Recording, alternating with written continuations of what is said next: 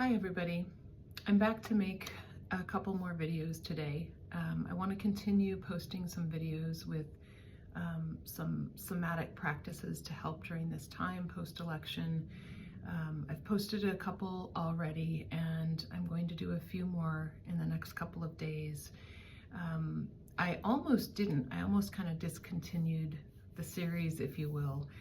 But then I saw a client this morning, saw my first client of the day, and was really reminded that this stuff is really necessary. And sometimes I can kind of get in my own bubble, and I've been sort of in the somatic psychotherapy world for so long, and have friends and colleagues who kind of share this world or this bubble with me, and I can forget that even really like-minded friends and community members might not have access to this information, to these practices, to these things that are so fundamental and helpful. And so I'm gonna make more videos, and I'm really just hoping that you'll share them, because you just never know who they're gonna help. I've been really happy to see how many really positive and helpful videos there have been in the last couple of, in the last week since the election. And it's really exciting to me, but I think the more that's out there, the better, because then people just have a better chance of stumbling on something helpful to them. So I'm hoping this can be helpful to someone. So please share. I'd be really grateful. So in the next video, what I'm going to be showing you is how to metabolize anger. So I want to say a couple things about anger first, though. A lot of us are having or have had responses of anger to the results of the election, and of course there's many things in our lives that bring up anger, and I really can't emphasize enough how anger gets such a bad rap. We think of anger as a negative emotion. We think of it as bad. We try to stay away from it. A lot of people that I know, a lot of clients, are really afraid of their own anger. I can think of a good handful in particular of my male clients who have just been terrified, really, of turning toward their anger, because they're afraid of it. They're afraid of it hurting other people. They're afraid of it hurting themselves, and for good reason. So when we turn toward anger, we need to sort of have the right view on it, and we need to have the right practices for how to open up to it and how to sequence it in a way that is productive and can actually be the source of good and benefit in the world to ourselves and to others, versus the opposite, right? Either getting entrenched or stuck in it, or acting out in a way that is harmful. So I want to be really clear in the beginning here that how we think about anger is really important. And for this video, I want to emphasize two things. So one is that we can think about anger sometimes as being about love, and if we really care about something, we get angry sometimes. If you think about someone who's in your life who you really love, and they're doing something that is hurtful to themselves, maybe, you can get angry about that, because it's a source of care. It's a source of your expression that you love and care about this person. It's not always that, of course, but I do want to kind of emphasize that right now, that's something that that's a way that we can think about it. We can kind of investigate our response and like allow it to touch back into or return to its source of love in ourselves. Underneath anger is fear. Underneath fear is suffering, is compassion. So we can think of anger as just this kind of surface energy that if we can work with it in the right ways or in skillful ways, then we can really get down to, what's beautiful underneath it. So what I'm going to be showing you is a real course, just kind of some gross motor movement, some practices to really help physically sequence the energy of anger in a safe way, and in a way that can even help sort of set the conditions or prepare us for even meditation that can really take us to a much subtler state and help us to cultivate positive emotion. But sometimes it can be really helpful to just really acknowledge what's going on in here and have an effective way of sequencing that energy through our bodies, because as I've said in previous videos, we are mammals, and our bodies still respond to threat in the same way that they did, hundreds and hundreds of years ago. We can't really bypass that.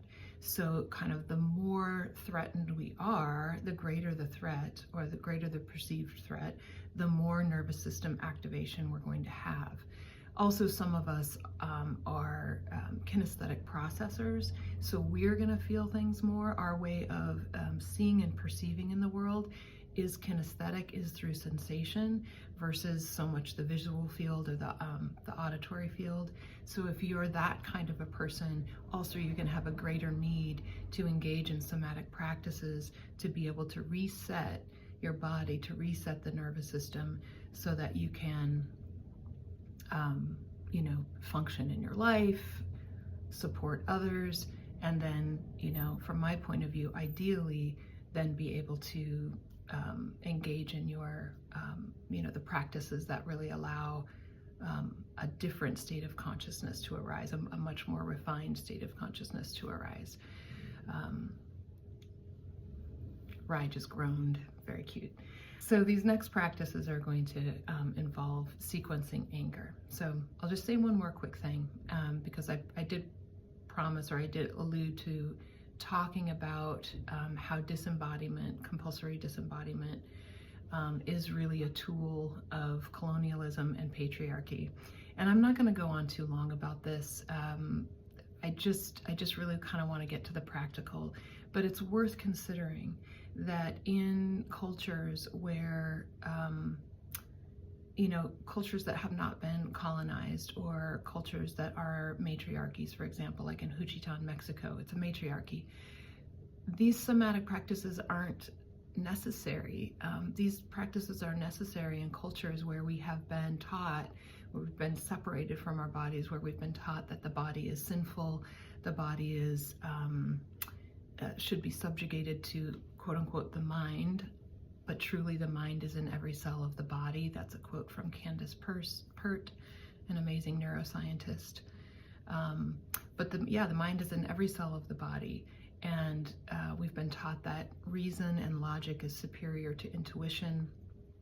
So we've really been taught that the feminine, or what's traditionally been associated with the feminine, is less than, is wrong, is dangerous. So it's been devalued, it's been sidelined, it's even been criminalized. And so what we in sort of industrialized and colonized cultures are dealing with is this need to create wholeness again within ourselves, to place logic and reason alongside of intuition, to value both, and for both to be integrated. But again, in other cultures where this divorce, this internal divorce hasn't happened, these practices aren't needed. So these cultures have, for example, rituals. It's built into their lives, and if we go back far enough, we actually don't have to go back that far. All of us were in those cultures at one point. It's in our DNA to have rituals of singing and dance and mourning. These are the ways that we came together as community to metabolize emotion and to metabolize our experience, and we don't have that anymore. So we're having to rebuild that, and it's not lost on me that here I am making videos on, Instagram or social media to do this reconnecting. I mean, ideally it happens in community. So if there are community spaces that you can find to sing and dance and mourn together, that's best. Or maybe you create those spaces. But there's also a lot of people at home right now who are on Instagram, who are looking at their screens, I know I look at mine. It's actually been the source of a lot of joy and humor for me this week. There's just been a lot of great stuff posted. So I don't want to not engage with the, the kind of tools that we have as well.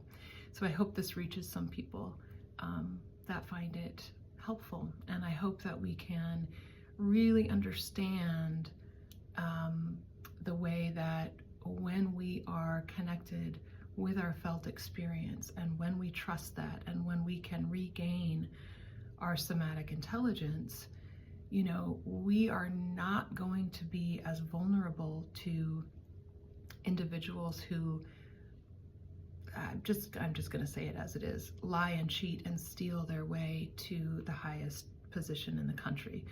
We're just going to be less vulnerable to that, because we are going to register things in here. Ooh, you felt, he did that, he said that. There's a disparity there. I felt that in my body. I don't trust that. I'm not going to step toward that. I'm going to step away from that, right? She said that, those were the words, but this was the tone. I felt that.